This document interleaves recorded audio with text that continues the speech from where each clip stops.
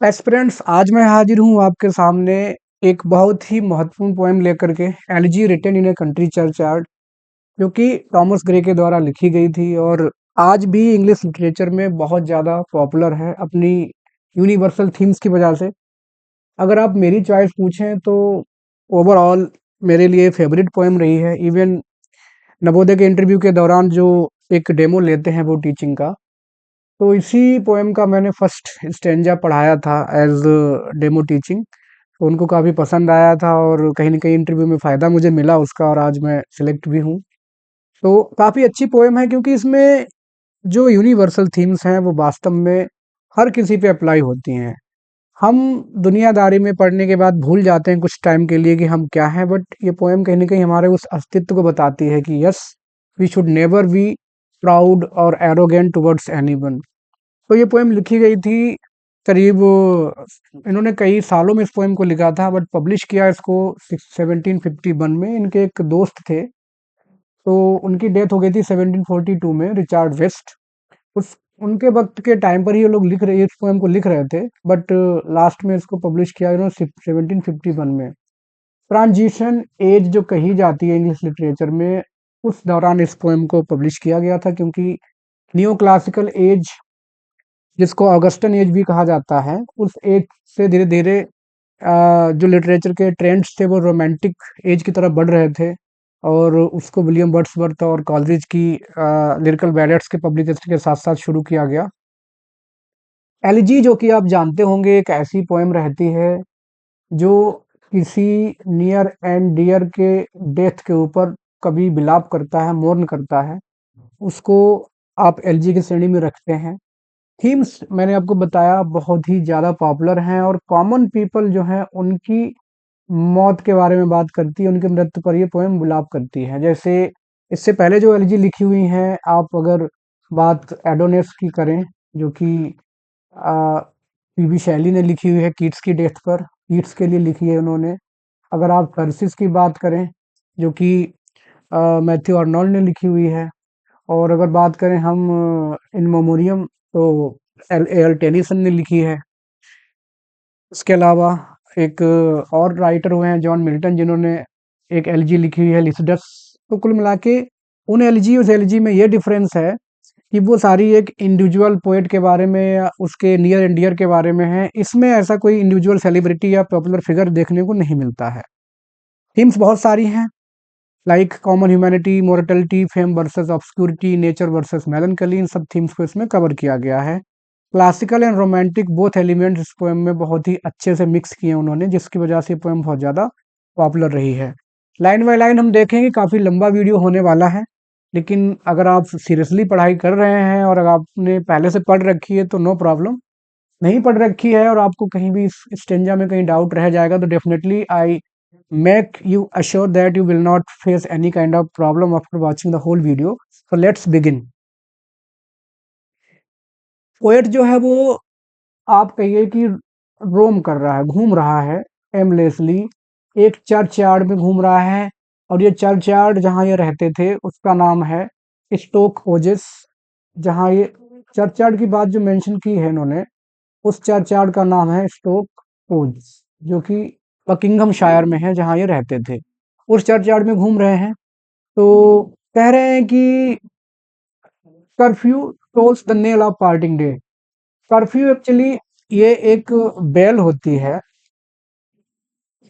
Bell होती है जो विलियम कॉन्करर के टाइम से थोड़ा सा, मैं आपको बताना चाहूँगा, जो विलियम द कॉन्करर था उसके टाइम पर ये घंटी रोज बजाई जाती थी। किस टाइम पे बजाई जाती थी? रात के 8 बजे, 8 PM पर बजाई जाती थी चर्च से, जिसमें ये बताया जाता था कि सारे लोग अपने घरों की आग बुझा दो, क्योंकि उस समय घर जो थे वो लकड़ियों के बने हुए हुआ करते थे। ठंडे प्रदेश है इंग्लैंड, जो कि एक ठंडा देश है, तो रात में आप सो जाएं कहीं आपके घर में आग ना लग जाए, तो एक वार्निंग साइन के तौर पर बजाई जाती थी, ये बताने के लिए कि हाँ अब दिन खत्म हो गया है और रात शुरू हो चुकी है, अब आग बुझा सकते हैं।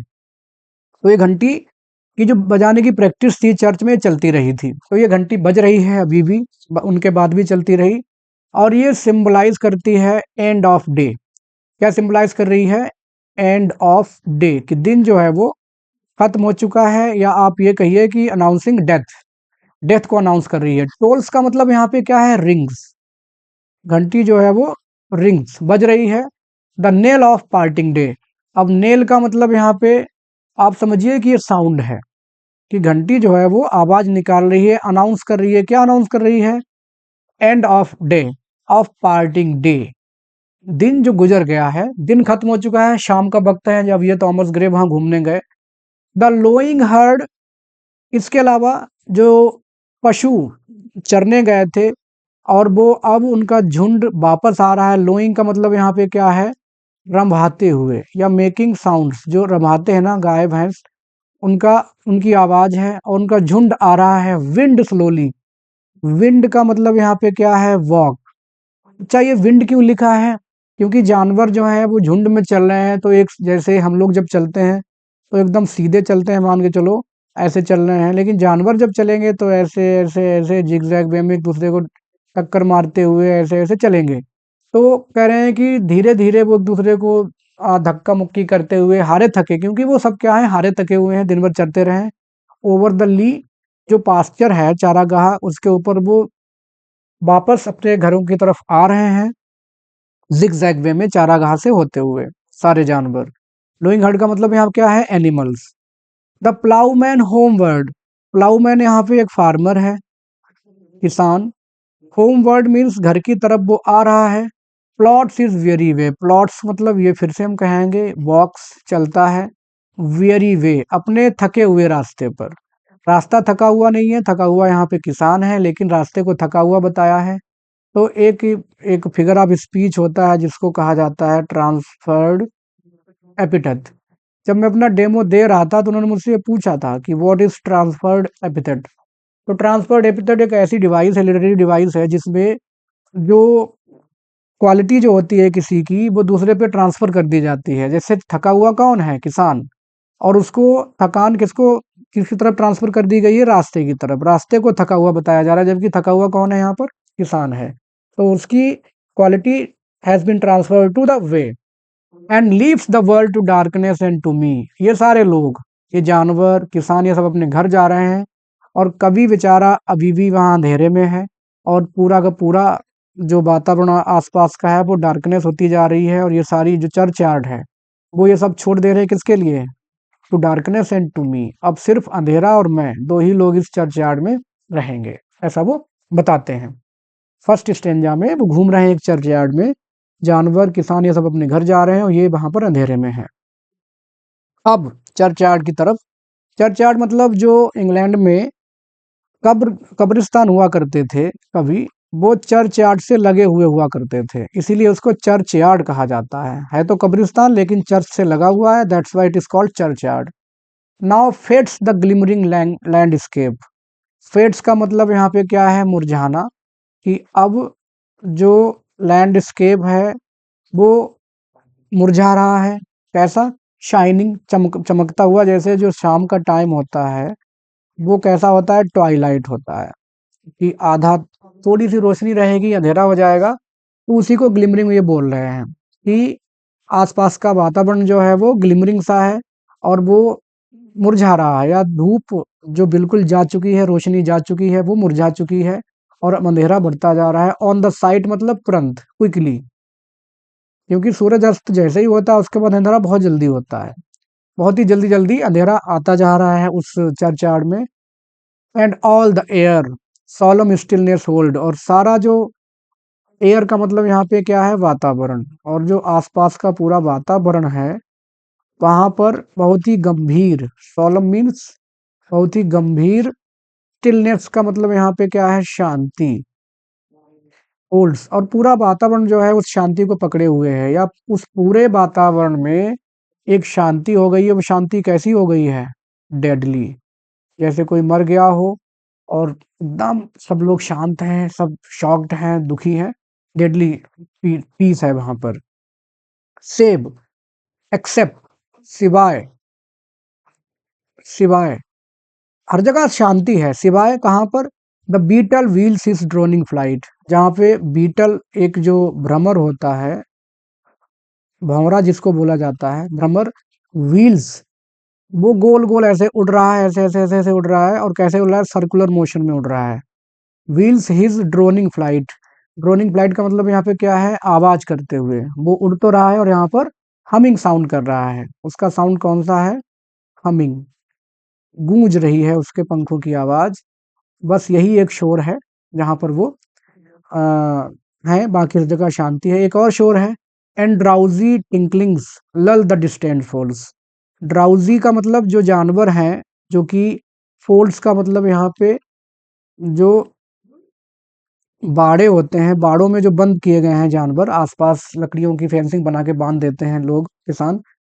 तो जब वो स्लीपी हैं, जानवर जो हैं वो सब स्लीपी हो चुके हैं, और जब वो सोने से पहले अपनी गर्दन हिलाते हैं तो उनके गलों में जो घंटियां बंधी हुई हैं, उन घंटियों की आवाज आती है। ऐसा लग रहा है कि वो आवाज भी उन्नीदी है। ब्राउजी टिंगलिंग्स, ओनोमेटोपिया जो एक अलंकार होता है, वो है यहाँ पर ओनोमेटोपिया दिखाया गया है। घंटियों की आवाज ऐसा लग रहा है सुनाई दे रही है हम लोगों को। लल द डिस्टेंट फोल, डिस्टेंट मतलब जो दूर दराज बाड़ों में बंधे हुए जानवर हैं, उनकी घंटियों की आवाज उनके गर्दन से अभी भी आ रही है और उनको वो आवाज सुला रही है। लल का मतलब क्या है, मेक टू स्लीप, जैसे लोरी सुनाते हैं। ललवाई जो शब्द है इसी से बना हुआ है, कि उनको वो ड्राउजी टिंकलिंग, उनकी घंटियों की आवाज उनको सुला रही है, उन जानवरों को। तो हर तरफ शांति है सिवाय इन दो एक्टिविटीज के। आगे बोलते हैं कि सेव दैट फ्रॉम यंडर, और एक और एक्टिविटी है उस कब्रिस्तान में है, सिवाय फ्रॉम यंडर मतलब वहां।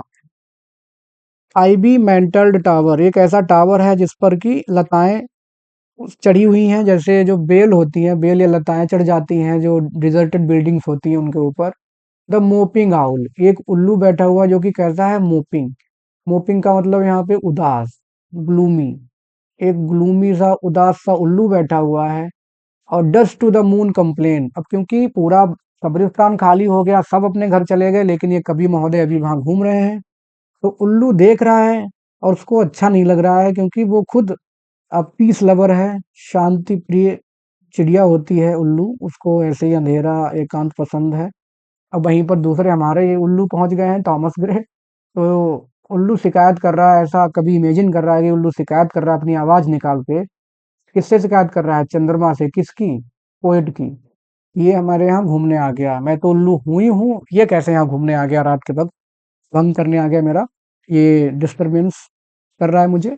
Of such as wandering near her secret bower, कि एक ऐसा, ऑफ सच मतलब अ मैन यहाँ पे, कि एक ऐसा आदमी जो मेरे इस सीक्रेट, इस सुनसान एरिया में, बावर का मतलब होता है कुंज, कि इस मेरे शांत बगीचे में ये आकर के घूमने लगा है। तो कभी ऐसी इमेजिनेशन कर रहा है कि उल्लू उसकी शिकायत कर रहा है चंद्रमा से। और क्या कर रहा है कभी, मोलेस्ट हर एंशियंट सॉलिटरी रेन, उल्लू एकदम एकांत, अभी एक छत्र राज्य कर रहा था, शासन चल रहा था उसका यहाँ पे अकेले में, लेकिन ये पहुंच गए भाई साहब, इन्होंने जाकर के उसकी इस शासन को भंग कर दिया, मोलेस्ट कर दिया, छेड़छाड़ कर दी है उसकी शांति से, क्योंकि उल्लू को पसंद नहीं आ रही। आगे और बोलते हैं, अब आ गए हैं वो, यहाँ से थीम थोड़ी सी चेंज हो रही है, कि beneath those rugged AIIMS. Rugged का मतलब यहाँ पे है ट्विस्टेड, जो पेड़ पौधे होते हैं कई बार उनकी शाखाएं ट्विस्टेड होती हैं, मुड़ी हुई होती हैं। एम्स, एम एक पेड़ है, यू भी एक पेड़ है, कि जो ट्विस्टेड एम के पेड़ हैं। और यू ट्री की छाया में क्या है, वेयर हीव्स, जहां पर राइजेस, उठ रही है, क्या उठ रही है, द टर्फ। टर्फ का मतलब होता है सरफेस, सरफेस ऑफ अर्थ, पृथ्वी की जो सरफेस है ऊपर वो उठ रही है, क्योंकि जो पृथ्वी की सरफेस है, ऐसे मान लीजिए वहां पर घास उग रही है ऐसे धीरे धीरे उसके ऊपर से, तो घास उस टर्फ को ऊपर उठा दे रही है। इन मैनी ए मोल्डरिंग हीप, मोल्डरिंग का मतलब क्या है, टीलों के रूप में, जहां जहां घास उग आई है वहां पर टीले बन चुके हैं, टीलों के रूप में घास उठी हुई है। और या उन कब्रों के बीच में, जो कब्रिस्तान है, कब्रों के बीच में जो टीले से हैं, each in his narrow self for ever lead.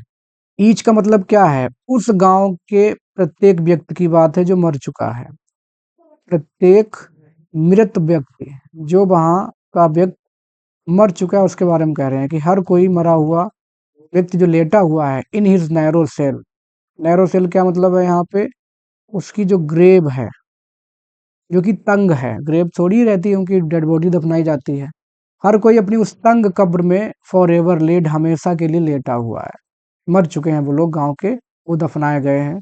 The rude forefathers of hamlet sleep.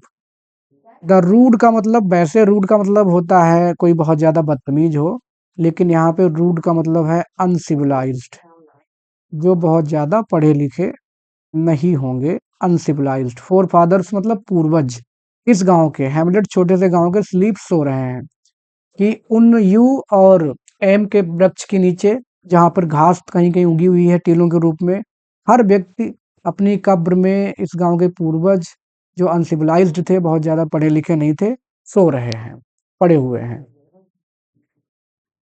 अब वो कह रहे हैं the breezy call of incense breathing horn. Breezy का मतलब क्या है, जो हवादार, हवा की पुकार, जो हवा चलती है कई बार सुनाई देती है हमको, हवा जब तेज चलती है। ऑफ इंसेंस ब्रीदिंग मोर्न, और सुबह की जो हवा है वो इंसेंस है, इंसेंस मतलब यहाँ पे फुल ऑफ फ्रेग्रेंस, और वो जो बहुत ज्यादा फूल सुबह सुबह खिल जाते हैं, तो उन फूलों की खुशबू से हवा भरी हुई है। जैसे ही आप सुबह सुबह सांस लेंगे ताजी हवा में, तो फूलों की सुगंध आपको महसूस होगी कि इवन सुबह की सुगंधित हवा की पुकार भी, मॉर्न मतलब मॉर्निंग, सुबह की ठंडी और सुगंधित हवा की पुकार भी। द स्वेलो ट्विटरिंग, इसके अलावा चिड़ियों की चहचहाट, स्वेलो मीन्स अबाबिल, ट्विटरिंग मीन्स चिरपिंग, चहचहाट, जिसमें स्वेलो कहाँ बैठा हुआ है, अपने उस घास फूस के बने हुए स्ट्रॉ बिल्ट, घास फूस से बने हुए शेड, घोंसले में, वहां से वो पुकार रहा है, हवा चल रही है ये। और यहाँ तक कि जो मुर्गा है जो सुबह सुबह बोला करता है, कॉक, उसकी स्ट्रिल बहुत ही तीखी, और क्लेरियन का मतलब यहाँ पे साउंड, बहुत ही तीखी उसकी आवाज होती है मुर्गे की, साउंड ऑफ इकोइंग हॉर्न। इसके अलावा जो हंटर्स हैं, हंटर्स जो जा रहे हैं अपनी शिकार खेलने, वो सुबह सुबह हॉर्न बजा के निकलते हैं। ये सारे तीनों चीजें मिल करके, नो मोर शैल राउज देम, ये सारी चीजें मिल करके भी उन लोगों को, देम किनको, जो फोर फादर्स हैं उस गांव के पूर्वज जो मर चुके हैं उनके लिए कहा गया है, जो दफनाए गए हैं, शैल नो मोर राउज, उनको नहीं उठा पाएगी, राउस मतलब उठाना, उनको उठा नहीं पाएगी, फ्रॉम दियर लोली बेड, उनकी कब्र से, जो अभी भी लेटे हुए हैं। उन लोगों को इन चीजों से कोई फर्क नहीं पड़ रहा। हम लोग जब ठीक हैं तो हम सुबह सुबह उठते हैं, टहलने निकलते हैं, कुछ लोग ताजी हवा में, और चिड़ियों की आवाज सुनते हैं, मुर्गा भी बांग देता है, तो ये सारी चीजें सही हैं जब तक हम जीवित हैं। लेकिन अब ये लोग मरे हुए हैं तो ये लोग पूरी तरह से इन सारी एक्टिविटीज से अनभिज्ञ हैं, अननोन है, उनको नहीं पता कहाँ क्या हो रहा है, और ये सारी चीजें उनको मोटिवेट नहीं कर पाएंगे कि हाँ तुम उठ करके कब्र से खड़े हो जाओ, नहीं, उनको दोबारा जिंदा नहीं कर सकते, ये वो बताना चाह रहे हैं।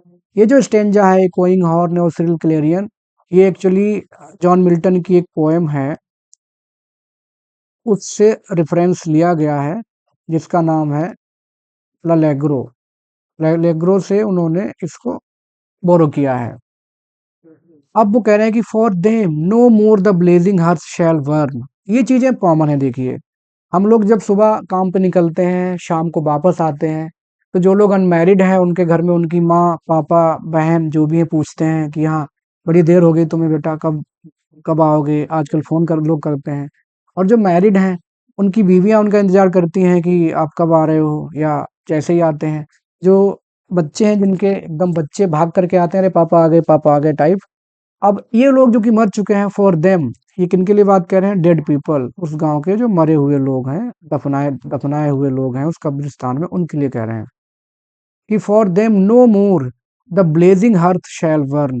उनके लिए ब्लेजिंग का मतलब क्या है, अच्छी तरह से जिसमें आग जलती हो, वेल लाइटेड। हर्थ का मतलब क्या होता है, आग या भट्टी, क्योंकि इंग्लैंड ठंडा देश है, यूरोपियन कंट्रीज, वहां पर अक्सर वो लोग अपने घरों में आग जला के रखते थे उस समय। आजकल चीजें इलेक्ट्रिक हो गई हर जगह, तो घर को गर्म रखने के लिए शैलबर्न, उनके लिए वो घर में जो भट्टी जलाई जाती थी वो अब नहीं जला करेगी।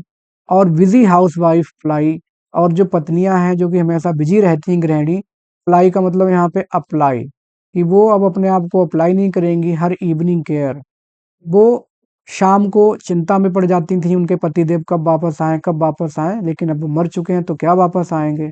अब वो उनके लिए चिंता नहीं करेंगी, उनके लिए आग नहीं जलेगी। No children run to lisp, और ना ही बच्चे दौड़ करके आएंगे। लिस्प का मतलब होता है तुतला करके बोलना। लिस्प का मतलब यहाँ पर तोतली आवाज में बोलना, कि जो छोटे छोटे बच्चे होते हैं कई बार उल्टा सीधा बोलते हैं तोतली आवाज में, कि जैसे मान लीजिए पापा आ गए टाइप। टू लिस्प तोतली आवाज में शिकायत नहीं करेंगे। शायर का मतलब यहाँ पे फादर, कि ना ही वो आकर के चिल्लाएंगे कि उनके पिता रिटर्न आ गए हैं, पापा आ गए। अब कोई नहीं चिल्लाने वाला है क्योंकि पापा ऑलरेडी डेड हैं।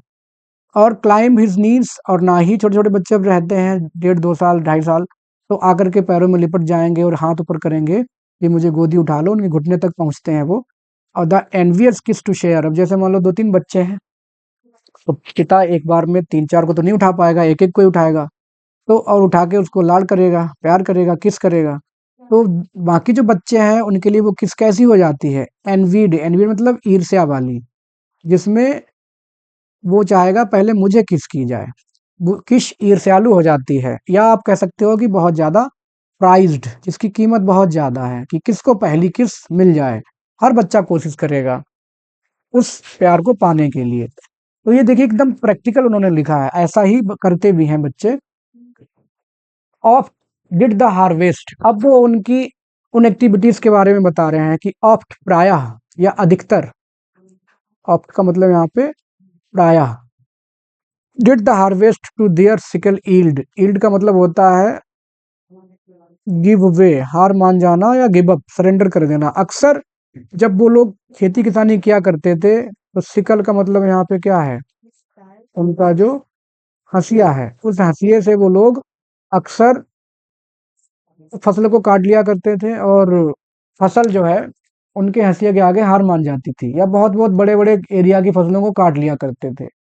And their furrow of the eastern globe has broke, और फरो का मतलब जो हम लोग आपने देखा होगा खेती किसानी करने वाले लोग जब खेत जोतते हैं, तो जो क्यारी बनाती हैं, ट्रेंच, ट्रेंच बन जाती है क्यारियां। और यहाँ पे फरो का मतलब है प्लाऊ, कि उनके हल से अक्सर, उनमें इतनी ताकत थी उन लोगों में जब वो जीवित थे, कि वो अक्सर हलों से बहुत ज्यादा, स्टबर्न का मतलब होता है जिद्दी, यहाँ तक कि बंजर भूमि, जिद्दी मतलब होता है लेकिन यहाँ पे है बंजर, ऐसी सी भूमि जिसको जोतने में बहुत दिक्कत हो, उसको वो ग्लोब, ग्लेब का मतलब यहाँ पे क्या है, अर्थ, कि उस जमीन को अपने उस हल से जोत दिया करते थे। इतनी उनके अंदर ताकत थी, जो कि बहुत ज्यादा बंजर भी हुआ करते थे। देवर सो हार्ड वर्किंग, इतने मेहनती वो लोग थे गांव के।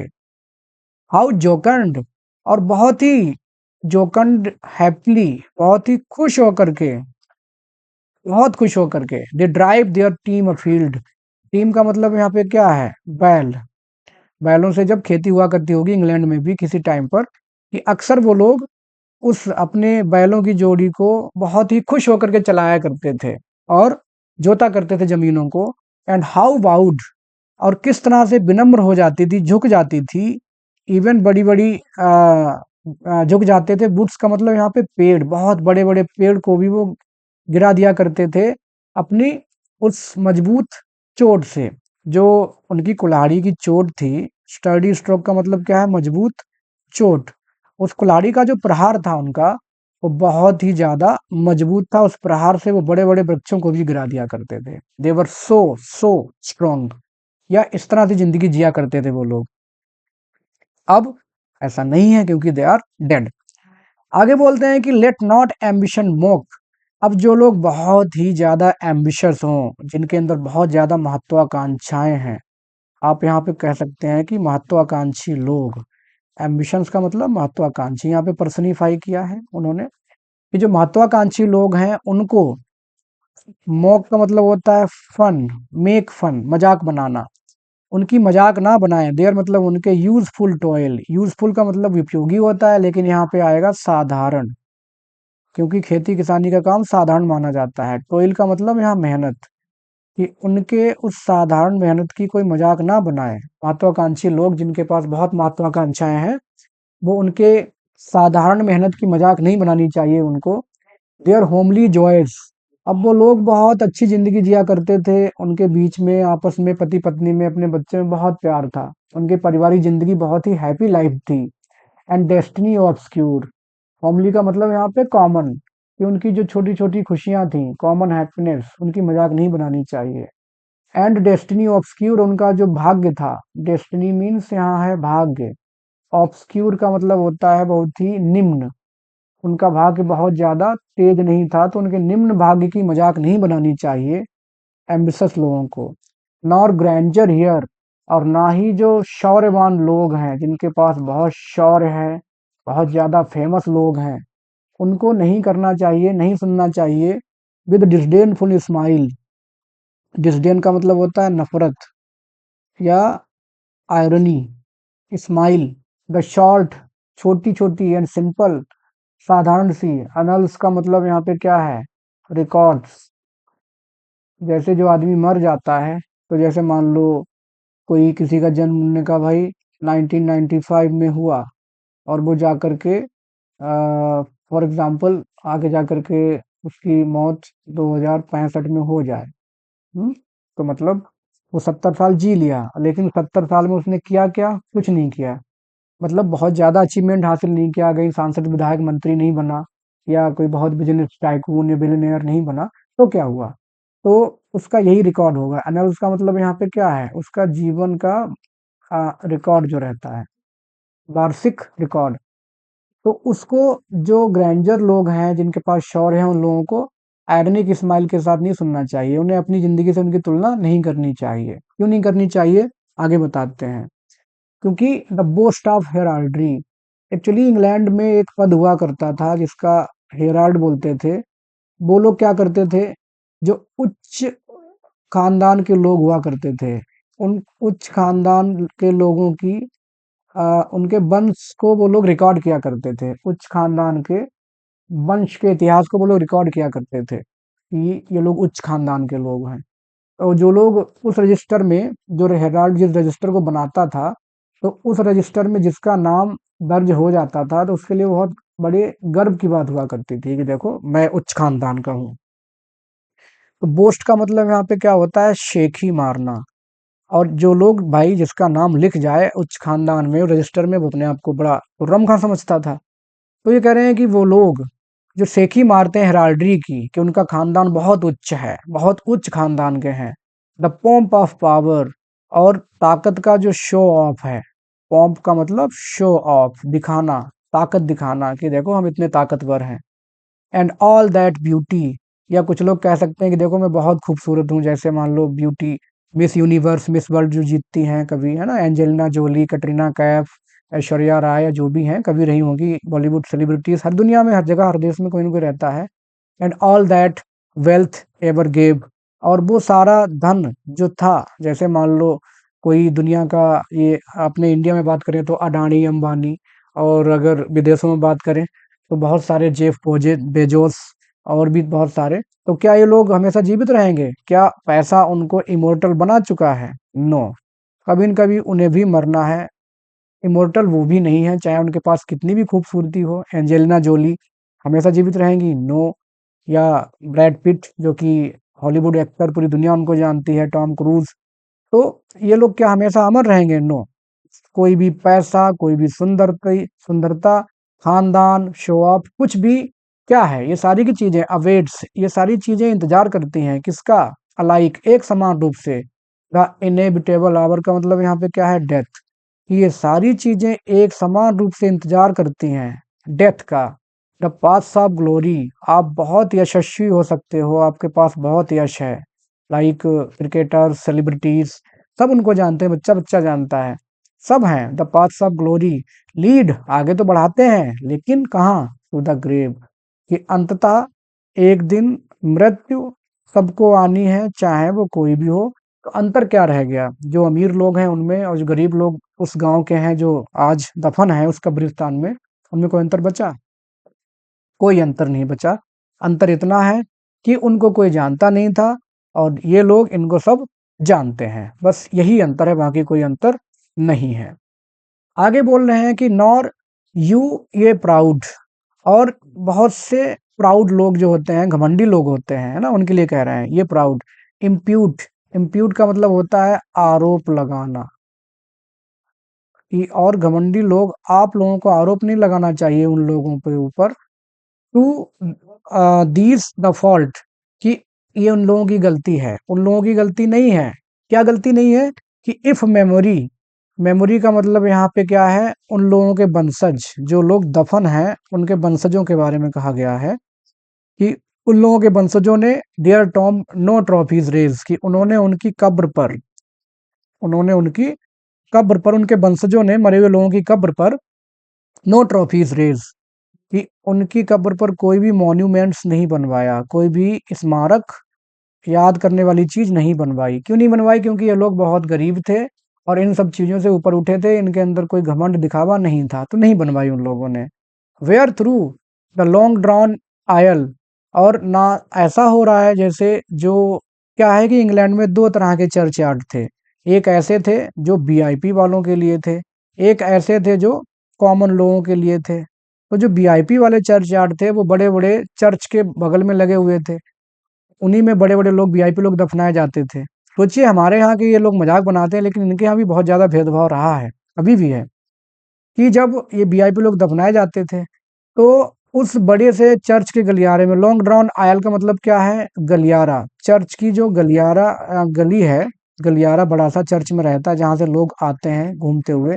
एंड फ्रेटेड वॉल्ट, और फ्रेटेड वॉल्ट का मतलब जो गुंबद है चर्च की, या चर्च के अंदर समझ लीजिए आप, सिंपल सा, कि जहाँ चर्च के अंदर जो बड़ा सा मेहराब है उसके अंदर, इन लोगों के बारे में फीलिंग एंथम, उन लोगों के बारे में कोई ऐसे, फीलिंग का मतलब क्या है? झंझनाने वाले या गड़गड़ाहट वाले, झंझनाना या गड़गड़ाहट वाले जो गीत होते थे, क्योंकि वीआईपी लोग दफन किए गए हैं तो उनके लिए बहुत सारे गीत हुआ करते थे।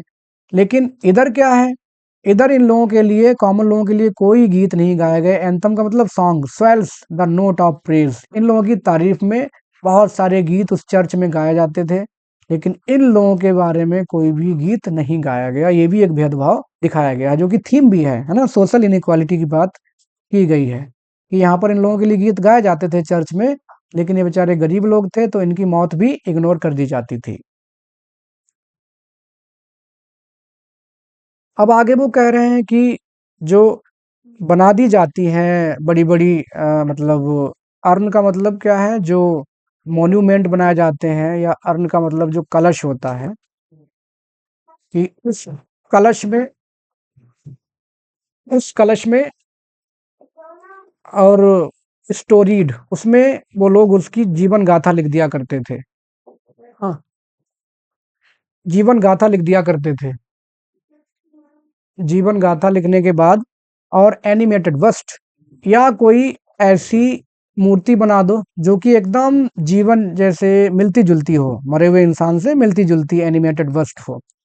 Back to its mansion, mansion का मतलब वैसे बिल्डिंग होती है, महल होता है, लेकिन यहाँ पर क्या है, जो बॉडी है, ह्यूमन बॉडी जो मर चुकी है, कॉल द फ्लीटिंग ब्रेथ, और जो टेम्पररी सांसें जो हमारी चल रही हैं, इसको टेम्पररी वो कह रहे हैं, फ्लीटिंग कह रही हैं, क्योंकि वो अपने आप में बहुत ज़्यादा रिलायबल नहीं है। कब किसी की सांस रुक जाए किसी को कुछ नहीं पता।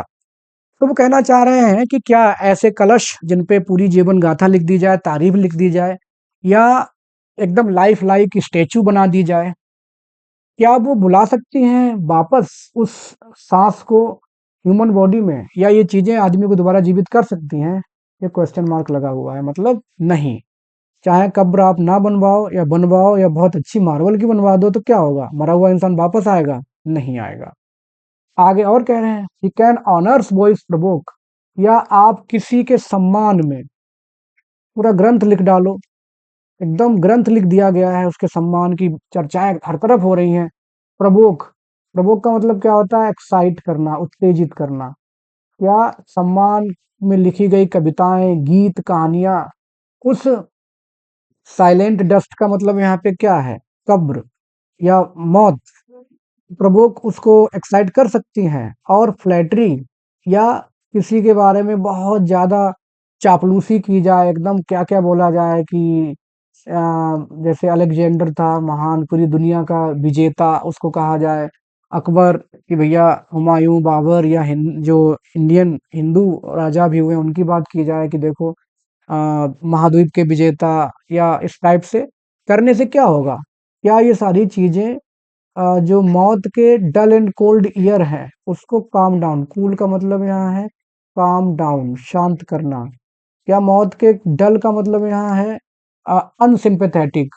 मौत के अनसिंपैथेटिक और अनरिस्पॉन्सिव जो कान हैं, क्या उनको ये बातें फर्क डाल सकती हैं?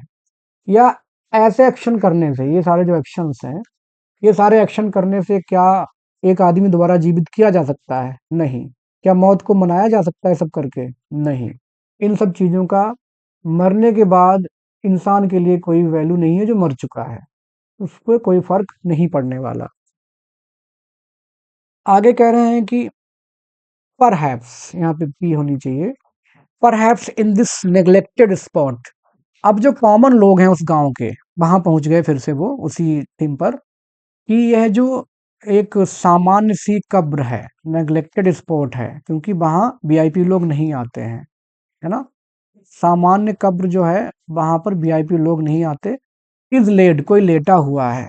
सम heart once pregnant with celestial fire, कोई ऐसा इंसान भी लेटा हुआ है जो कि प्रेग्नेंट मतलब भरा हुआ, एक ऐसा इंसान भी लेटा हुआ है या लेटा हुआ हो सकता है जिसमें कभी बहुत ज्यादा प्रेरणा थी। सेलेस्टियल फायर का मतलब क्या होता है? Divine inspiration, divine inspiration. वो ये कहना चाह रहे हैं कि जो महान लोग हैं आज वो ऐसा कह रहे हैं, तो ऐसा भी हो सकता है कि जो लोग मर गए उनको मौका नहीं मिला, अगर मौका मिलता तो उनके पास भी डिवाइन इंस्पिरेशन थी, लेकिन मौका नहीं मिला तो वो कुछ कर नहीं पाए। हैंड्स, उनके हाथ कभी ऐसे भी हो सकते थे जो कि रॉड का मतलब क्या होता है? रॉयल स्कैप्चर, रॉयल स्कैप्चर या सेप्टर भी बोल सकते हैं। राजसी राजदंड या राज आज्ञा जो हाथ में रहती है, या यूं ही एक सिंबॉलिकल है कि ऐसे लोग भी हैं जिनके हाथों में इतनी ताकत थी या जो इतने ज्यादा काबिल थे कि वो बड़े बड़े एम्पायर, साम्राज्य को भी हिला डाल सकते थे। स्वैड का मतलब क्या होता है? डगमगा देना, या उसको कंट्रोल कर सकते थे। बड़े बड़े एम्पायर को भी कंट्रोल कर सकते थे, या बड़े बड़े एम्पायर की नींव भी हिला सकते थे। वो इतने मजबूत हैं जो लोग मरे हुए हैं, बस उनको मौका नहीं मिला। और waked to ecstasy the living lyre, कोई राजा बन सकता था, कोई बहुत बड़ा लेखक बन सकता था, या कोई वेक का मतलब प्रोड्यूस्ड टू एक्सटेसी का मतलब होता है बहुत ही ज्यादा जॉयफुल, खुशी तक। द लिविंग लायर, लायर का मतलब होता है इंस्ट्रूमेंट। कोई ऐसा व्यक्ति भी था जो कि उस लायर को बहुत ही ज्यादा एक उच्च उच्च स्तर तक बजा सकता था, प्रोड्यूस कर सकता था उससे एक म्यूजिक, संगीत। तो एक संगीतज्ञ भी बन सकता था। जो लोग आज कब्रिस्तान में पड़े हुए हैं, कॉमन से, जिनको कोई नहीं देख रहा, जिनके बारे में कोई बात नहीं कर रहा, लेकिन एक टाइम ऐसा भी होता कि आप मान के चलिए कि उनमें कोई संगीतज्ञ बन जाता, कोई राजा बन जाता, और कोई अ, एक डिवाइन इंस्पिरेशन से राइटर भी बन जाता था। ये हो सकता था, लेकिन उनको मौका नहीं मिला, बेचारे ऐसे ही रह गए। But knowledge to their eyes her ample page, लेकिन जो ज्ञान है और उनकी आंखों की तरफ ज्ञान ने जो अपना एम्पल पेज का मतलब क्या होता है? जो रिसोर्स होता है, बहुत ही वास्ट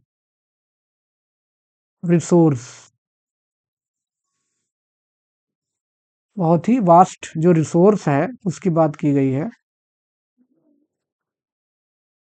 कि ज्ञान का जो रिसोर्स है जो कि rich with spoils of time, जिसको हम वक्त के साथ साथ गेन करते हैं। कोई भी ज्ञान है, एक्सपीरियंस है, उसको आप समय के साथ साथ ही गेन कर पाएंगे। तो उस ज्ञान ने वो वाला जो पेज है उनके लिए कभी भी अनरोल नहीं किया, ओपन नहीं किया। वो लोग बहुत ज्यादा ज्ञानवान नहीं हो पाए, उनको ज्ञान अर्जित करने का मौका नहीं मिल पाया। क्यों नहीं मिल पाया? चिल पेनोरी, क्योंकि बहुत ज्यादा extreme poverty.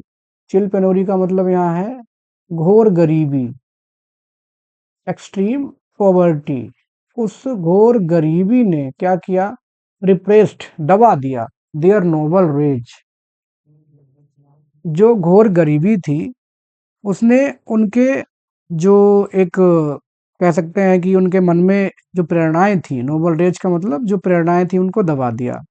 And froze the genial current of the soul, उनकी आत्मा के अंदर जो जीनियल करंट था या जो भावनाएं थी, जीनियल करंट का मतलब यहाँ पे है भावनाओं से, जो अच्छी अच्छी भावनाएं फीलिंग्स थी और वो क्या हुआ, वो दबा दी गई।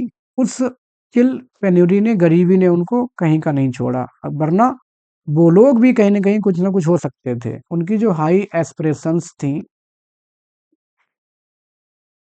चिल पेन्यूरी ने उसको, उनकी हाई एस्पिरेशंस को भी दबा दिया, वरना वो लोग भी आज कहीं ना कहीं फेमस होते, पॉपुलर होते, जो कि नहीं हो पाए।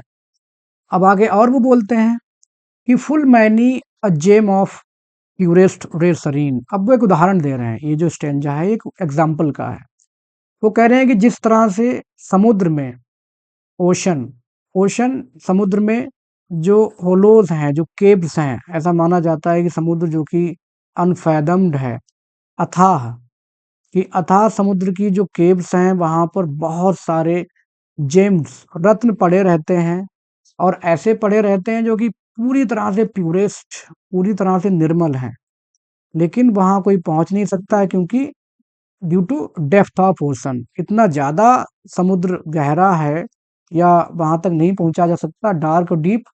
वो रत्न वहीं के वहीं पड़े रह जाते हैं और उनको कोई जान नहीं पाता, उनके बारे में कोई जानकारी किसी को नहीं है, वो किसी को हासिल नहीं होते हैं। ठीक वैसे जैसे जो डेजर्ट एयर है, रेगिस्तान की हवा है, वहां बहुत सारे फूल खिलते हैं और ब्लश अनसीन खिलते हैं और अनसीन रह जाते हैं, और धीरे धीरे वहीं मुरझा जाते हैं, और उनकी जो पूरी की पूरी खुशबू वो वहीं नष्ट हो जाती है, क्योंकि रेगिस्तान में कोई नहीं जाता है। तो उसी हिसाब से ये लोग थे, इनका जो नोबल हाई एस्पिरेशंस थी, उनकी जो भावनाएं थी, उनको देखने वाला कोई नहीं था, क्योंकि उनको बहुत ज़्यादा अपॉर्चुनिटीज़ नहीं मिल पाई। तो इसकी वजह से उनका हाल उन्हीं रत्नों और फूलों जैसा हुआ, जिनकी खुशबू समझने वाला कोई नहीं है, और ऐसे रत्न जिनको हासिल करने वाला कोई नहीं था। तो ये क्यों हुआ? क्योंकि there was lack of opportunity, there was lack of opportunity for them. आगे वो बताते हैं और एग्जाम्पल दे रहे हैं कि ऐसा भी हो सकता है, एक इस स्टेंजा में एक और एक एल्यूजन वो दे रहे हैं। एक जॉन हैम्पडन थे, जिन्होंने, जो राजा था फर्स्ट चार्ल्स फर्स्ट के ओवर टैक्सेशन का विरोध किया था, और ये एक पार्लियामेंटियन बाद में बने, लेकिन शुरुआत में एक सिंपल गांव से थे। तो कह सकते हैं कि इन्होंने राजा के खिलाफ एक तरह से विरुद्ध विद्रोह किया। आसान नहीं था उसके खिलाफ विद्रोह करना या उसको राजा का अपोज करना, क्योंकि राजा तुरंत उठा के फांसी लगवा देगा, फिर भी इन्होंने ऐसा किया।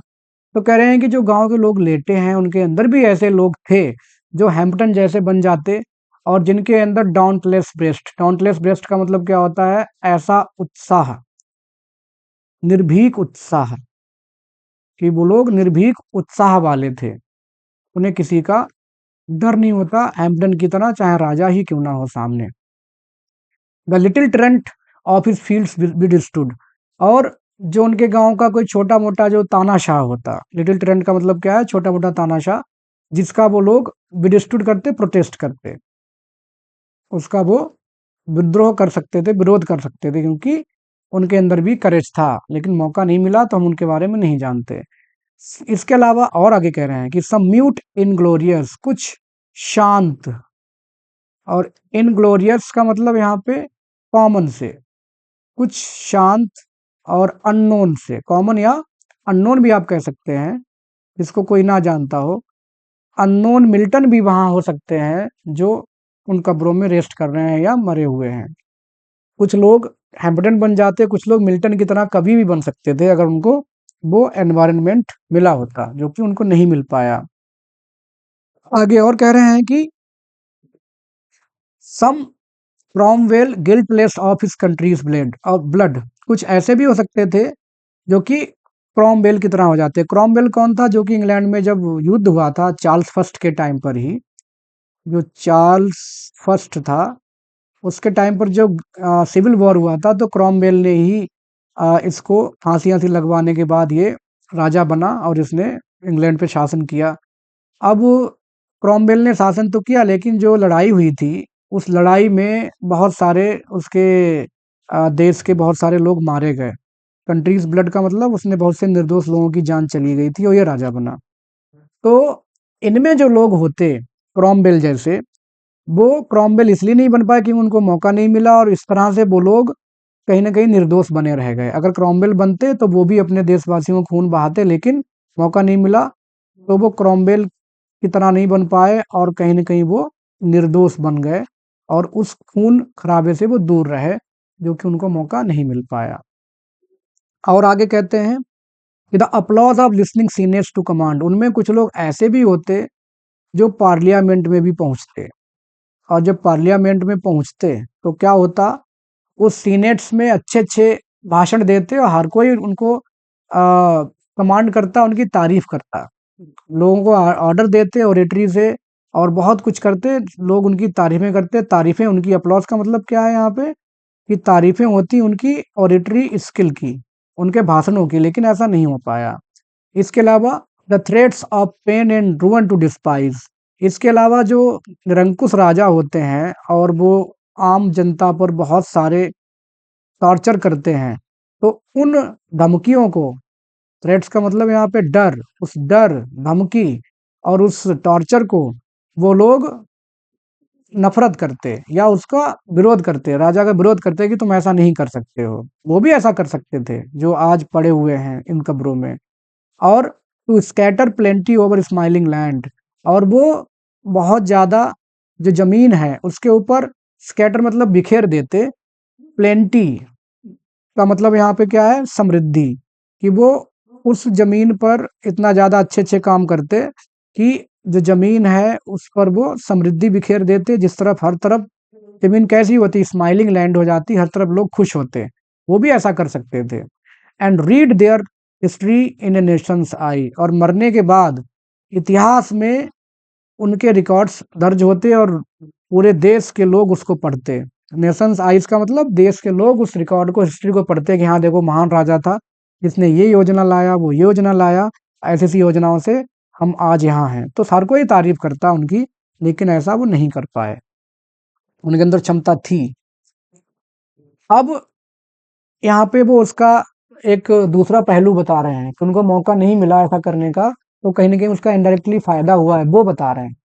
वो कह रहे हैं कि देयर लॉट, उनका जो भाग्य था या उनकी सिचुएशन थी, उसने उनको फॉरवर्ड मना कर दिया, परमिशन नहीं दी। फॉरवर्ड का मतलब यहाँ है मना कर दिया, या उनको परमिशन नहीं मिल पाई। और not circumscribed alone their growing virtues, circumscribed का मतलब यहाँ पे है कन्फाइंड, कि ना केवल उनके उस भाग्य ने उनको मौका नहीं दिया और ना केवल उनके उन गुणों को रोका, ग्रोइंग वर्चूज, कि जो उनके गुण थे उनको ना केवल बढ़ने से रोक दिया उन हालातों ने, बट देयर क्राइम्स कन्फाइंड, कहीं न कहीं उन चीज़ों ने, उन हालातों ने उनको क्रिमिनल भी नहीं बनने दिया, क्योंकि अगर वो लोग ऐसे होते तो वो लोग भी एम्बिशियस हो जाते, गुंडे बन जाते, तानाशाह बन जाते, ऐसे राजा बन जाते जो पब्लिक को परेशान करते। तो कहीं न कहीं उन हालातों ने, अगर उनकी ज़िंदगी साधारण सी थी, तो उनके क्राइम्स भी कन्फाइंड रहे, उनके पाप भी आगे नहीं बढ़ पाए। अगर उनके गुण आगे नहीं बढ़ पाए, तो उनके जो अपराध हैं वो भी आगे नहीं बढ़े। ये कहीं न कहीं उनके लिए अच्छा ही रहा। Forbade to wade through slaughter to a throne, क्योंकि मना कर दिया उनके हालातों ने to wade through. Wade through का मतलब क्या होता है, पानी में चल करके छप छप करके चलना। जैसे पानी में जब आप चलेंगे तो जो छप छप की आवाज आएगी, छप छप करके चलना। स्लॉटर का मतलब क्या होता है, हत्याएं, टू थ्रोन। बहुत से आपने इतिहास में पढ़ा होगा थोड़ा बहुत, कि बहुत से राजा ऐसे हुए हैं जिन्होंने अपने भाई भतीजे, अपने पिता और भाइयों को मरवाने के बाद सिंहासन हासिल किया। मुगल साम्राज्य में खास तौर पे ऐसा देखने को मिलता है। तो वो लोग ऐसे नहीं थे कि उन्होंने सिंहासन के लिए या सत्ता के लिए, पावर के लिए किसी को मरवाया हो, क्योंकि वो सारे के सारे लोग रस्टिक थे, गांव के लोग थे, रस्टिक थे, साधारण थे, इन सब चीजों से वो दूर रहे। सिंहासन की लड़ाई, कंपटीशन से दूर रहे। And shut the gates of mercy of Mankind. और जब उन्होंने ऐसा नहीं किया तो उन्होंने मानव जाति के ऊपर जो दया का दरवाजा है वो भी बंद नहीं किया। उनके अंदर दया लगातार बनी रही। जो निरंकुश हो जाते हैं वो मैनकाइंड के ऊपर दया नहीं दिखाते और दया से दूर दया का दरवाजा बंद कर देते हैं या बहुत ज्यादा निरंकुश हो जाते हैं, लेकिन इन लोगों ने ऐसा नहीं किया, गांव वालों ने। आगे बोल रहे हैं, the struggling pangs of conscience to hide. इसके अलावा जो बहुत अमीर लोग होते हैं, एम्बिशियस होते हैं या बहुत नेता नगरी वाले लोग, वो कुछ ना कुछ क्राइम कराते हैं। और जब वो क्राइम कराते हैं तो भले ही दुनिया नहीं जानती, लेकिन जब वो बिस्तर पे लेटते हैं तो उनके अंदर बहुत सारी पैंग्स का मतलब क्या होता है, टीस, बहुत सारी टीस, कसक या यातनाएं भी उनको सहनी पड़ती हैं अपने आप को समझाने के लिए कि ठीक है, it's okay, it's okay, it's okay. ऐसा नहीं है कि पापी को अपने पाप याद नहीं है, याद होते हैं। और जब उनको अपने पाप याद आते हैं तो उनकी जो अंतरात्मा है वो अपनी अंतरात्मा में उन सारी चीजों को छिपाने के लिए, जो उन्होंने पाप क्राइम किए हुए हैं उसको छिपाने के लिए उनको बहुत यातनाएं सहनी पड़ती हैं, उनको स्ट्रगल करना पड़ता है। आप यूं समझिए इस लाइन का मतलब कि they struggle to hide their crime, है ना, they struggle to hide their crime, they go through many kinds of pangs. कई सारी यातनाओं से वो गुजरते हैं अपने उस क्राइम को छिपाने के लिए जो उन्होंने किया हुआ है अकेले में या पर्दे के पीछे। इसके अलावा to quench the blushes of engineers shame. और वो लोग वो अपनी शर्मिंदगी छिपाते हैं, उनको उसको दबाना नहीं आता है। लेकिन जो गांव के लोग हैं उनको जब भी कोई दिक्कत आती है तब वो पूरी तरह से अपने बोल देते हैं। उनकी जो शर्म है वो भले ही कैसी भी हो, लेकिन वो उस शर्म को वो छिपाते नहीं है, उनको एक्सप्रेस कर देते हैं, क्योंकि उन्होंने ऐसा कुछ किया ही नहीं है। They are so pure. आगे और बोलते हैं कि और heap the shrine of luxury and pride.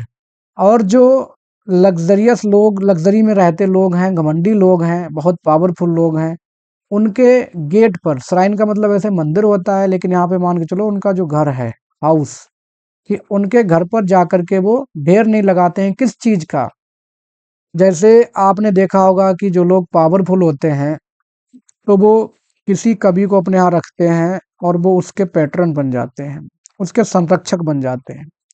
और संरक्षक जब बन जाते हैं तो जो कवि होता है कुछ भी लिखेगा वो बस इसी के बारे में लिखेगा, क्योंकि पैटर्न की तारीफ करनी है। तारीफ नहीं करनी है तो कभी भी ये पैटर्न कभी को ऐसे भगा देगा कि भाग यहाँ से, मेरी तारीफ नहीं कर रहा है, तो मजबूरी बन जाती है।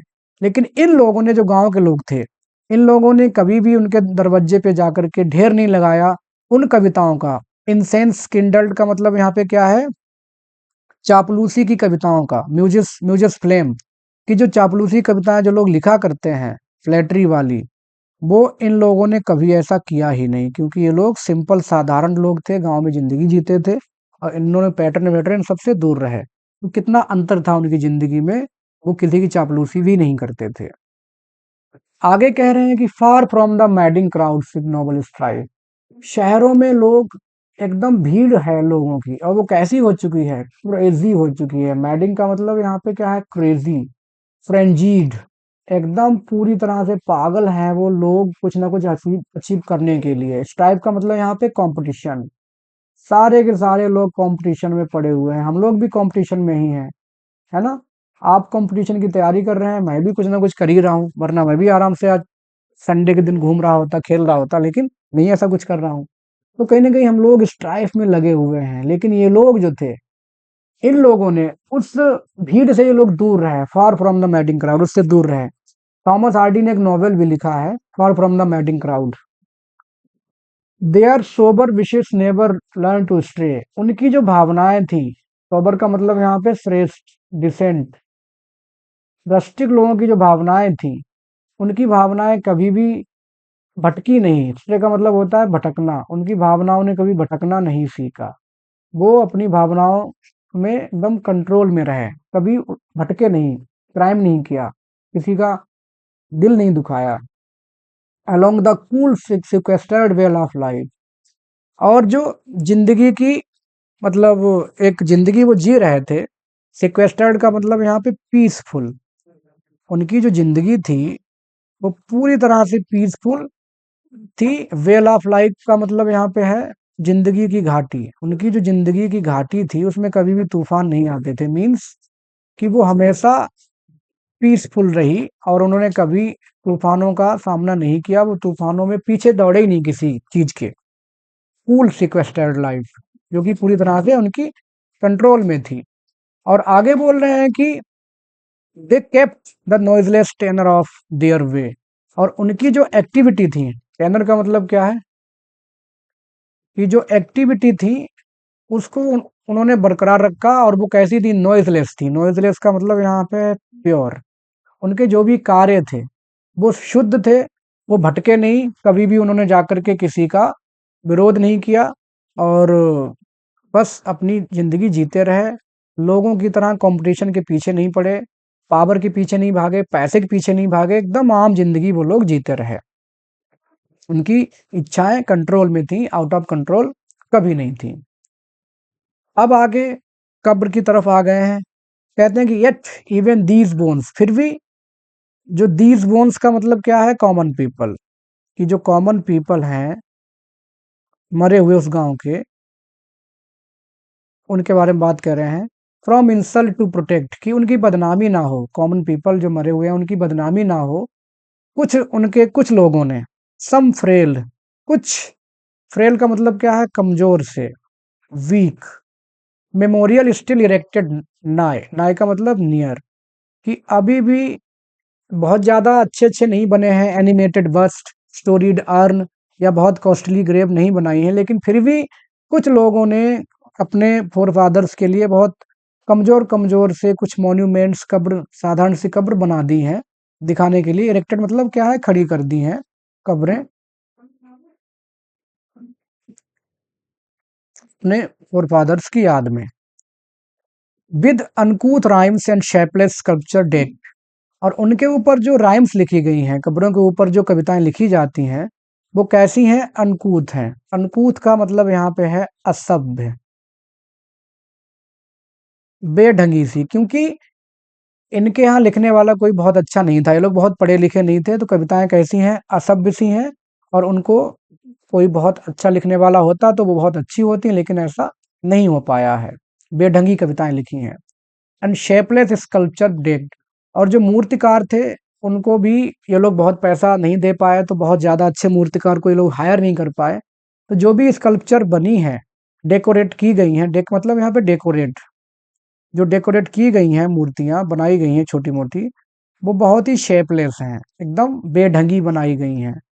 क्योंकि ये लोग गरीब थे, इनके पास बहुत ज़्यादा पैसा नहीं था किसी अच्छे राइटर को बुलाने का और एक अच्छे मूर्तिकार को बुलाने का। और जब ये चीज़ें हैं, इनसे जहाँ कोई निकलता है, कोई देखता है, तो ये कब्रें क्या करती हैं? इम्प्लोर्स। इम्प्लोर्स का मतलब क्या है? बेग्स, आस्क, माँगती हैं।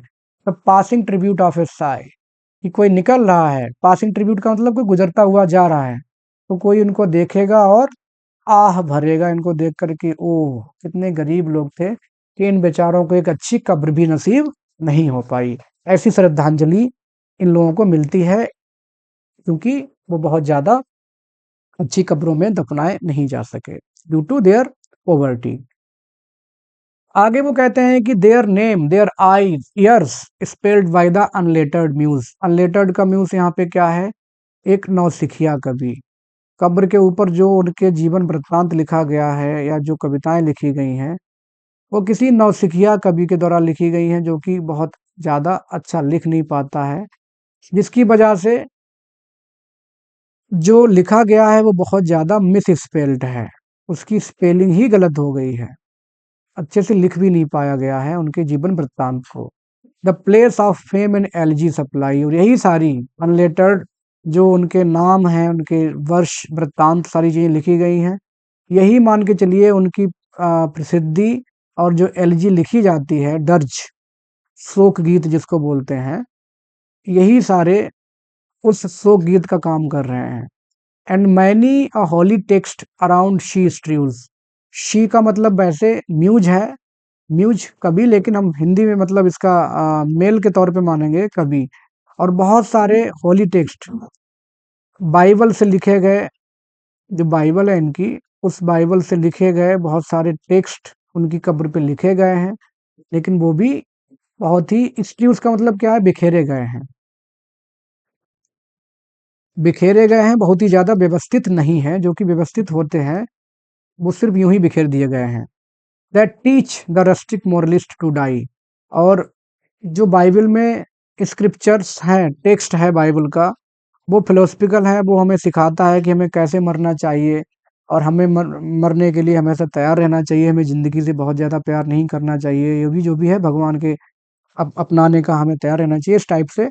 तो वो सारे स्क्रिप्चर्स सिखाते हैं उस रस्टिक, उस मतलब गँवार या असभ्य गाँव वाले को, मोरलिस्ट को, टू डाई, कि कैसे मरा जाए। फिलॉसफी है उन लाइनों में और वो गाँव वालों को सिखाया गया है। तो कुल मिला के इनकी कब्र के ऊपर जो लिखा है बहुत ज़्यादा इम्प्रेसिव नहीं है। आगे और कह रहे हैं कि फॉर हू, अब वो एक कॉमन मतलब मैसेज दे रहे हैं कि कैसे, क्योंकि फॉर हु कौन है, टू डम फॉरगेटफुलनेस प्रे। जो डम मतलब गूंगी, फॉरगेटफुलनेस का मतलब विस्मृति होता है, लेकिन आप यहाँ मान के चलिए जो कब्र की शांति है, कब्र के अंदर जो शांति है उसकी बात की गई है, या मौत समझिए आप। कब्र की शांति का कोई शिकार हो जाए, या कोई ऐसा कौन है जो मौत का शिकार हो जाए। डम मतलब जो मर जाएगा, डम हो ही जाता है, गूंगा बहरा। तो ऐसा कौन है जो अगर मौत का शिकार हो जाता है। This pleasing anxious being ever resigned, this मतलब यह है, प्लीजिंग एंकस बीइंग का मतलब क्या है, लाइफ। बीइंग का मतलब है लाइफ। अब प्लीजिंग एंकस का मतलब क्या है, full of good and bad experiences, क्योंकि जिंदगी हमारी दोनों तरह से चलती है, हमें हर सब कुछ मिलता है, कई बार हम बहुत खुश होते हैं और कई बार हम बहुत दुखी होते हैं। तो हमें प्लीजिंग और चिंतित दोनों तरह के एक्सपीरियंसेस होते हैं। तो ऐसा कौन है जो कि उस जिंदगी से रिजाइन देता है या डाइज, मर जाता है, और मरने के बाद left the warm precincts of cheerful day. Warm precincts का मतलब यहाँ पे एरिया, कि जो मर गया और उसने अपना क्षेत्र छोड़ दिया, पूरा दिन का जो था एक मतलब जो एक ड्यूरेशन थी उसकी लाइफ की, उसने उसको छोड़ दिया या मर गया। And nor cast longing lingering look behind. और लॉन्गिंग का मतलब यहाँ पे क्या है, ऐच्छिक, ऐसी जिसमें इच्छाएं शामिल हों। एंड लिंगरिंग का मतलब यहाँ पे स्टेइंग। ऐसा कौन है जो मर गया हो, मरने के बाद या मरते वक्त जिसने पीछे मुड़ करके ना देखा हो, क्योंकि लाइफ कैसी भी हो हर किसी को प्यारी लगती है। कोई कैसा भी हो, हर किसी को अपनी जिंदगी अच्छी लगती है, और मरना कोई नहीं चाहता। तो हर कोई चाहता है कि वो जीवित रहे या उसको लोग याद रखें। फिर आगे कहते हैं कि on some fond breast the parting soul relies. जो पार्टिंग सोल का मतलब यहाँ पे मरने वाला, जो मरने वाला इंसान है उसकी बात है। जो मरने वाला इंसान है, रिलाइज, डिजायर्स, वो इच्छा करता है क्या, सम फॉन्ड ब्रेस्ट, कि कोई आए और उसके प्रति आकर के सिंपैथी दिखाए। फॉन्ड ब्रेस्ट मीन्स कि सिंपैथी आकर के एक्सप्रेस करे कोई उसके प्रति, ऐसा हर कोई चाहता है। Some pious drops the closing eye requires. Closing eye, जो मर रहा है उसकी आंखें बंद हो ही जाती हैं, वो मांगती है, क्या मांगती है, कि कोई आए और कम से कम कुछ आंसू बहाए। पायस ड्रॉप्स का मतलब क्या है, ऐसे आंसू जिसमें दुख शामिल हो। टीयर्स एक्सप्रेसिंग ग्रीफ, जिसमें दिखावा ना हो, जिसमें दुख शामिल हो, जीन्युइन ग्रीफ हो, कि हाँ कोई मर गया है तो किसी को एहसास हो रहा हो, या हर कोई चाहता है कि उसका कोई आए और उसको सिंपैथी दिखाए, उसकी मौत पे रोए। Even from the term the voice of nature cries, even from the term, और जो कब्र है उसमें भी कोई ना कोई एक सिंबॉलिक सेंस है कि कुदरत की आवाज आती है, या आप इस तरह से लक्षण दिखते हैं मरने के बाद भी। Even in our ashes live their wonted fires, कि जो हमारी अस्थियां हैं, हम मरने के बाद भी चाहते हैं कि हमें कोई न कोई याद रखे। वांटेड फायर्स का मतलब यहाँ पे है अनफुलफिल्ड डिजायर, यहाँ तक कि हमारी जो अनफुलफिल्ड डिजायर हैं वो हमारी अस्थियों में मिल जाती हैं। हम चाहते हैं कि हमें कोई याद रखे और हमारी जो इच्छाएं हमारे साथ चली जाती हैं। कुल मिला के इस स्टेंजा का मतलब ये है कि हम कभी भी मरना नहीं चाहते हैं, हम चाहते हैं कि मरने के बाद भी हमें कोई याद रखे और हमेशा किसी किसी न किसी मेमोरी में हम रहें, किसी न किसी जिक्र में हम रहें। कोई नहीं चाहता मरना। फॉर दी, अब यहाँ पे अपने ऊपर आ रहे हैं वो, अपने लिए कह रहे हैं। ग्रे, थॉमस ग्रे अपने लिए ही कह रहे हैं कि for thee who mindful of the unhonoured dead, जो कि हु मतलब जो कि माइंडफुल मतलब ध्यान दे रहा है, अनऑनर्ड डेड मतलब जो गांव के लोग हैं, सिंपल पीपल, अनऑनर्ड इनको कोई इज्जत नहीं मिली थी, उन लोगों के लिए जो मैं व्यक्त कर रहा हूँ अपनी दुख इस पूरी एलिजी में अभी तक। Dust in these lines their artless tale relate, in these lines मतलब पूरी एलिजी में, डज डस्ट मतलब डज कर रहा है, उनकी आर्टलेस का मतलब क्या है, साधारण सी कहानियों को सुना रहा है, क्योंकि ये उनकी सिंपल जिंदगी, अनरिस्पेक्टेड लाइफ के प्रति ये माइंडफुल हैं, इनको ध्यान है और उनकी ये कहानी सुना रहे हैं। साधारण कहानी, टेल मीन्स कहानी सुना रहे हैं। इफ चांस, क्यों सुना रहे हैं, क्योंकि हो सकता है, if chance by chance, by lonely contemplation led, एक एकांत में रहने वाला व्यक्ति और जो बहुत ज्यादा कंटेम्पलेशन हो, विचार करते हुए, है ना, विचारणीय आप कह सकते हो इसको, कि कोई विचारणीय मुद्रा में आ जाए और जैसे ये पहुंच गए जब यहाँ पे चर्च में, कभी विचार करते करते अचानक से यूं ही सोचते हुए, ऐसे ही बाई चांस कभी कोई सोचते हुए आ जाएगा। सम किंड्रेड, सम मतलब कोई, किंड्रेड का मतलब होता है स्वजन, हमारे जैसा, अपना कोई। ये किसी दूसरे पोइट की बात कर रहे हैं यहाँ पर।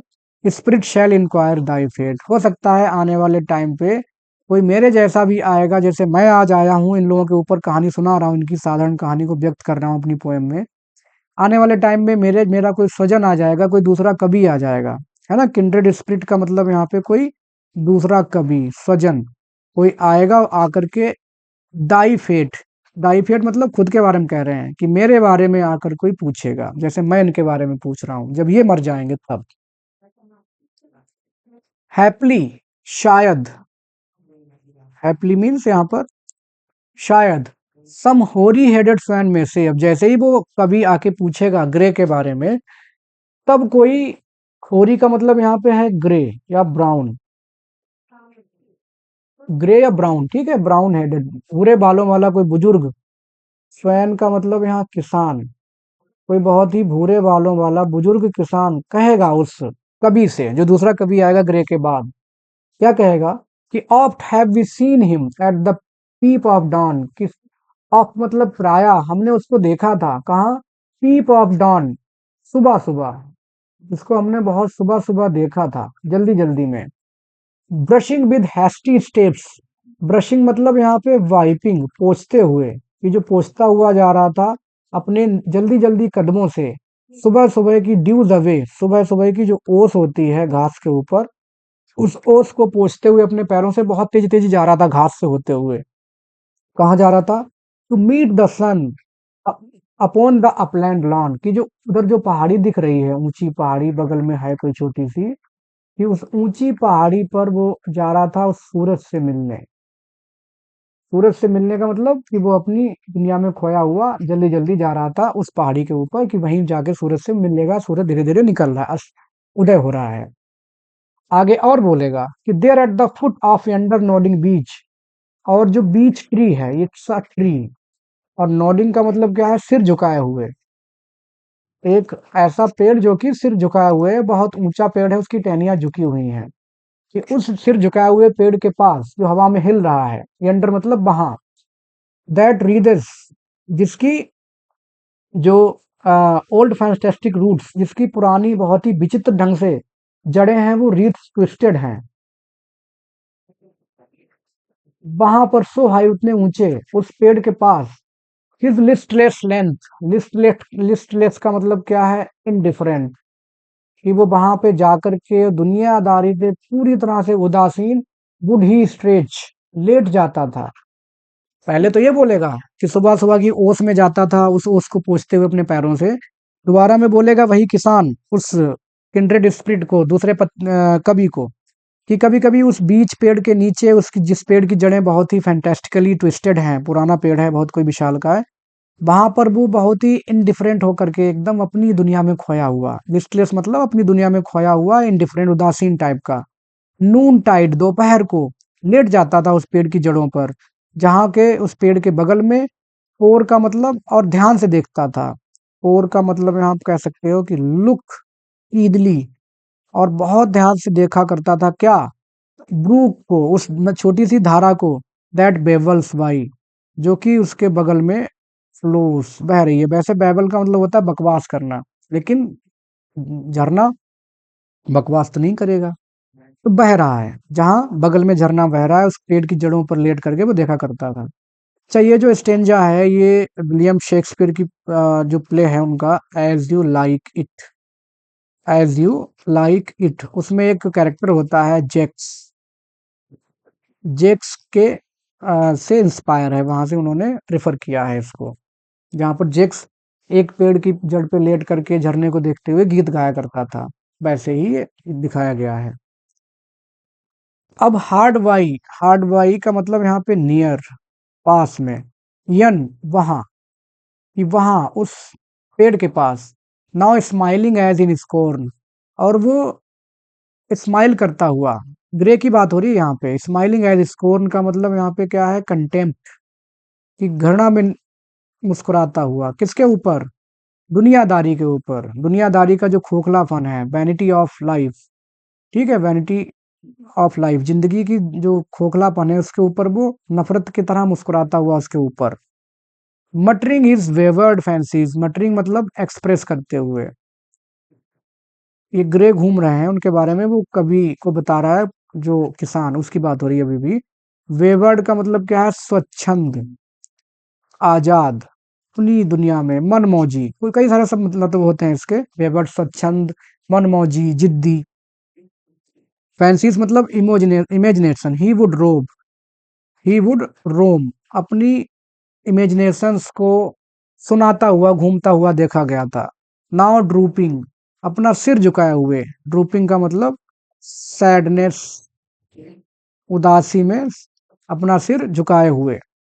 वोफुल वन, वोफुल दुख से सताया हुआ, वन का मतलब यहाँ पे पेल, ऐसा व्यक्ति जिसका रंग उड़ गया हो, लाइक वन फॉरलॉन, एक ऐसा व्यक्ति जो पूरी तरह से अकेला है, अलोन है, ऐसा घूमता हुआ देखा था मैंने, ये किसान बता रहा है उस कवि को।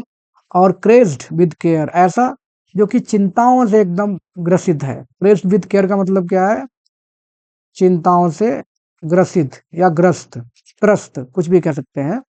और क्रॉस्ड इन होपलेस लव, या प्यार में डिसअपॉइंटेड है, डिसअपॉइंटेड इन लव। तो वो बता रहे हैं किसान साहब उस दूसरे कवि को, गिरे बता रहे हैं कि जब मैं मर जाऊंगा वो कोई पूछेगा मेरे बारे में, तब वो बताएगा कि वो ऐसे ऐसे घूमता था, अपनी दुनिया में मगन, दुख से सताया हुआ या चिंताओं से सताया हुआ, या एक ऐसा जो प्यार में धोखा खाया हुआ, इस तरह से मैं घूमा करता था मेरे मरने के बाद। फिर one more I missed him on the customed hill, फिर वो कवि ये भी बताएगा, वो किसान उस कवि को, कि एक रात मैंने उसको नहीं देखा, आई मिस्ड हिम का मतलब यहाँ पे है डिड नॉट सी, कि एक रात मैंने उसको नहीं देखा, ऑन द कस्टम्ड हिल, उसी परिचित पहाड़ी पर जिस पर वो अक्सर आया करता था, along the Heath and near his favourite tree, और जो बंजर भूमि थी जहां वो घूमा करता था वहां भी नहीं मिला, और जो उसका फेवरेट ट्री था बीच, वहां भी नहीं आया। अनदर केम, एक दिन और गुजर गया, नॉर एट बिसाइड द रिल, उसके बाद भी मैंने उसको उस झरने के पास नहीं देखा, नॉर अप द लॉन, और ना ही मैंने उसको पास्चर में देखा, उस चारागाह में देखा, और ना ही वो उस जंगल में देखा गया जहां वो देखा करता था। कुल मिला के ये स्टेंजा, इसका मतलब ये है कि ग्रे इज डेड, कवि जो है वो मर चुका है, इस तरह से वो बताएगा किसान उस उसके दूसरे कवि को। फिर अगले दिन द नेक्स्ट विद डर्जेस, डर्जेस का मतलब होता है शोक गीत, कि अगले दिन या तीसरे दिन, दो दिन नहीं दिखा, तीसरे दिन ड्यू इन सैड अरे, अरे का मतलब यहाँ पे है पंक्ति या व्यूह, कि उस दुखी फ्यूनरल प्रोसेशन में, slow through the church way path we saw him borne, धीमे धीमे उस चर्च के रास्ते पर, वी मतलब हमने देखा उसको बोर्न मतलब ले जाते हुए, उसको लोग ले जा रहे थे अर्थी पर, या जो उसकी शव यात्रा थी वो जा रही थी, प्रोसेशन चल रहा था, फ्यूनरल प्रोसेशन, उसको लोग कंधे पे उठा के ले जा रहे थे चर्च में, चर्च यार्ड में दफनाने के लिए। आओ, अब वो बुला रहा है जो स्वैन है, किसान, होरी हेडेड स्वैन, वो उस किंड्रेड स्पिरिट को, या जो कभी ग्रे के बाद आएगा, उसको बता रहा है कि अप्रोच, आओ एंड रीड, और पढ़ो, फॉर दाउ कांस्ट रीड, क्योंकि तुम पढ़ सकते हो, द ले, गीत, जो कब्र पे लिखा हुआ है ग्रे की। ग्रे भी मर चुके हैं, एक तरह से इमेजिन कर रहे हैं कि मैं मर जाऊंगा, मेरी कब्र होगी, उस पे जो गीत लिखा होगा उसको पढ़ने के लिए।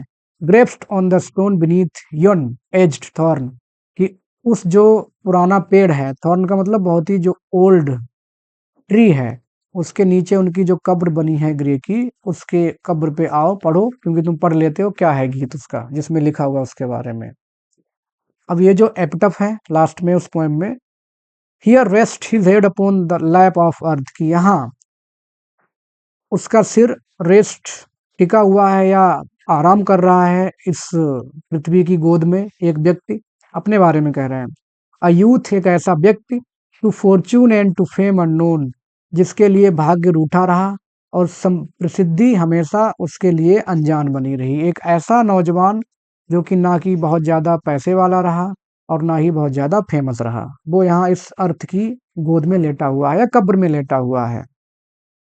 एपिटफ क्या होता है? ये एक ऐसा, ये सॉन्ग होता है या लिरिक या कोई डायलॉग जो कि एनग्रेव्ड, जो कब्र पे जिसकी ग्रेविंग्स कर दी जाती है, on song on engraved grave कह सकते हो, कब्र पे उसको एनग्रेव कर दिया जाता है, वो एपिटफ होता है।